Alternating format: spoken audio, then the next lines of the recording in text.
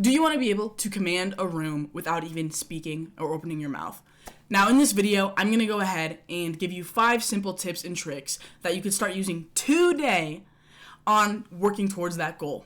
Now, my name is Alexis, and let's go ahead and just dive right into it. Now, the first thing I want to touch on is body language is an outward presentation of confidence, whether it is loud or quiet. Now, what I mean by loud and what I mean by quiet is that most people's definition of a confident person is somebody who is very loud, somebody who commands a room, somebody who is able to gain people's attention, right? And they usually have a higher tone of voice, or they have a higher voice level, I should say, when speaking, and they use very big gestures. And that is, our main form of what we kind of think confidence is. Now, confidence can also be quiet.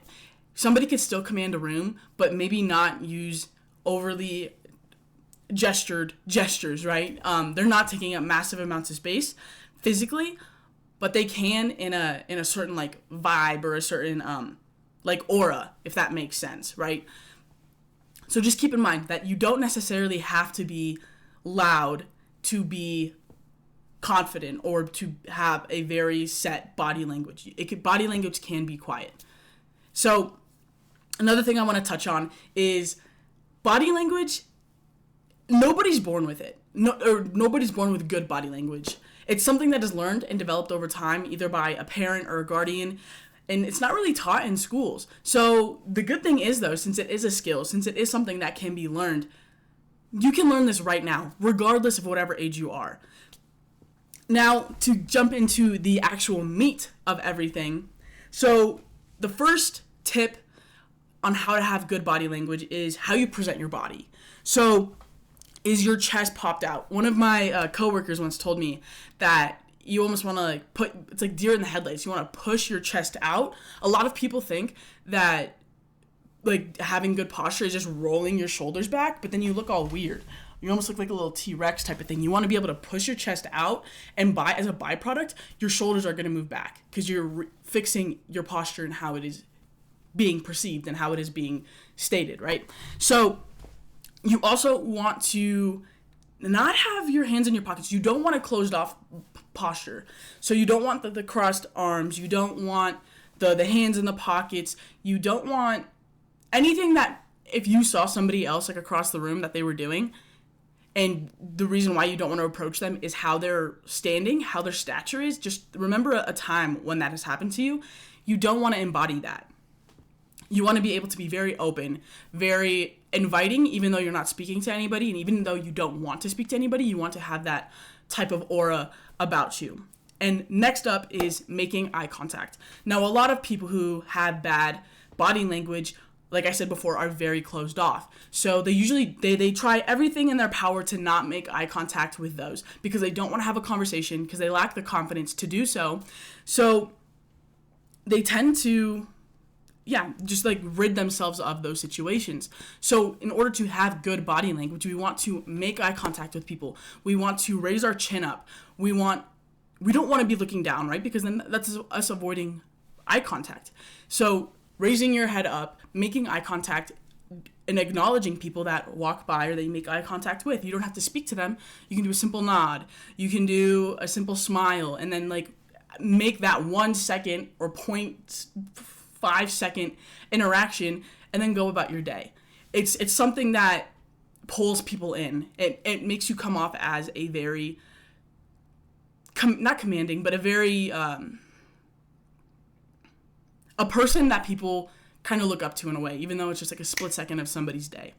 Now the third point is, I want you to move with a mission in mind. So whenever you're walking, you want to have a purpose in your walk. And that being said, even if you walk slowly, you could still carry yourself in a way to where you are getting to a spot that you want to be getting at.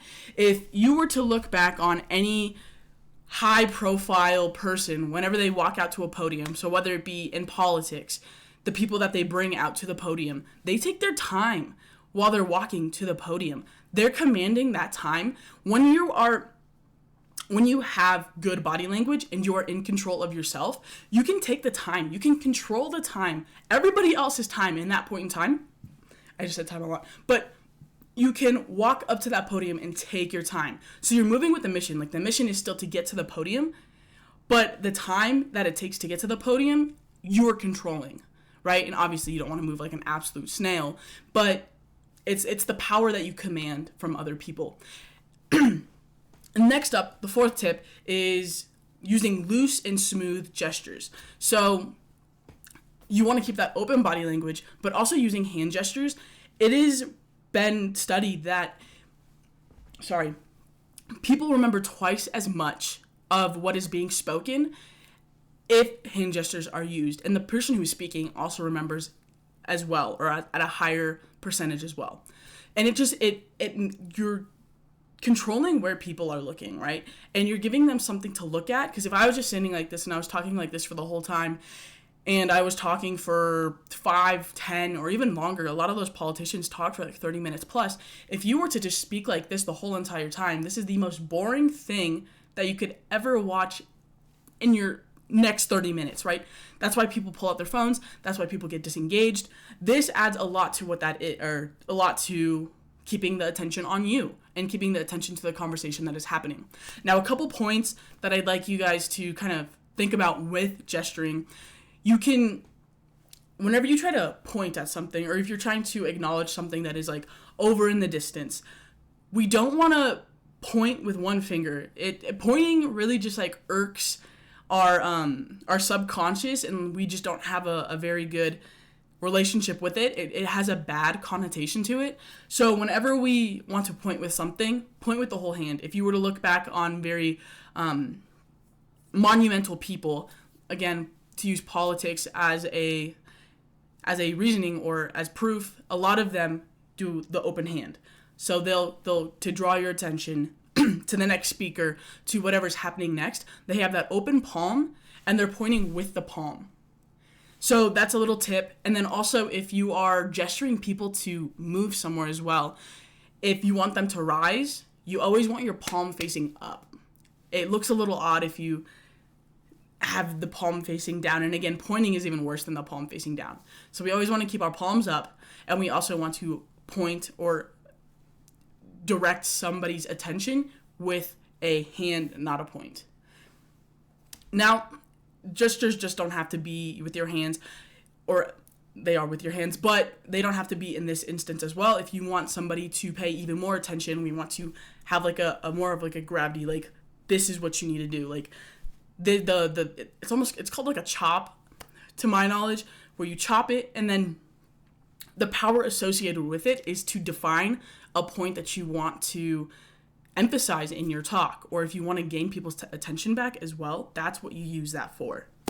Now, the last tip / trick is going to be notice the body language of the person that you're speaking to, or the crowd that you are speaking to. Now, a lot of people don't touch on this, but a conversation, regardless of speaking, right? We are conversing all the time with just our gestures. Like I said, the closed arms, people might not want to talk to you. If their hands are in their pockets, if they're looking down on the ground, all of this is communication, right? So before we even open our mouths, we are communicating with each other. So in communication, you have to understand what the other person that you are trying to have a conversation with is reacting. So if they're having terrible like body language towards you, right? They're looking down on the ground. They have their arms crossed, or like if you see them looking for an exit or where to go next, maybe that is a sign that you either one have to make whatever conversation more interesting, or they just don't want to speak with you. So you're just going to be, in a sense, maybe wasting your time until you maybe get their attention in a different way, right? So you end up speaking with them. But there are some tells before you even start talking with somebody to see how they are probably going to react to you in the beginning. Now, if we were talking about after you started speaking with them, you can gauge their body language as well. Like I said before, are they looking for an exit? Is it like your conversation that you're actually speaking, is it boring? Is it keeping their attention? And is it of value to them? A lot of these can be a tell as well. Like if people are tapping, or if people are just like disinterested. Or if people are very interested in it and they're making direct eye contact with you, if they're acknowledging what you're saying every couple of words, like, oh yeah, like the nodding, or like that's a good point. Like they're acknowledging everything that is being spoken of. So in order to kind of use these in your daily life, you can use all of these in your daily life right now. You can start with people that you live with. You can start with strangers on the street. Now, a lot of you might not be willing to do that, but people in your classes, you can just start with making slight eye contact for less than a second, nodding, acknowledging, or smiling, and then going about your day. Or even if you want to do the posture, remember to just stick your chest out and then walk with a purpose, right? Command people's attention without speaking. Now, all of these can be, like I said before, started right now. It just depends on what you want to do. And I would recommend starting with one of these, and then once you get comfortable with one of them, maybe move on to the next one. Now, you have to remember, it's not about being perfect. It's about using what you have and improving from that point on. So if you are already strong in one of these aspects, get really good so you have that confidence in that one action, and then move on to the rest, right? And by gaining good body language, it's going to boost your confidence without you even realizing. Anyways, thank you guys for your time today. And if you want to go ahead and drop a comment and let me know what you want to see next, or if you have any, or if you want me to go in depth on anything that was in this video, remember to like, subscribe, and I will see you guys in the next video. Peace.